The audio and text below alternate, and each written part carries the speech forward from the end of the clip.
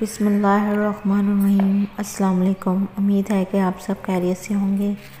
अल्लाह पाक आप सबको कामयाब और तरक्की अता फरमाए, हर जगह आपको कामयाबी हो।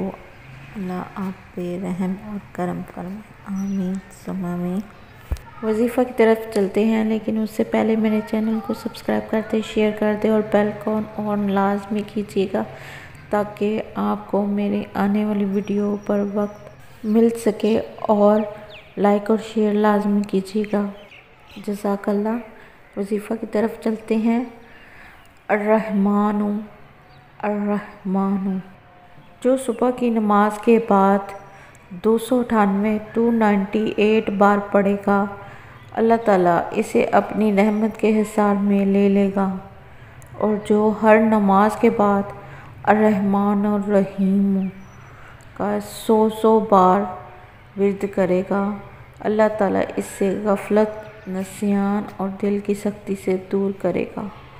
माशाअल्लाह, सुभानअल्लाह।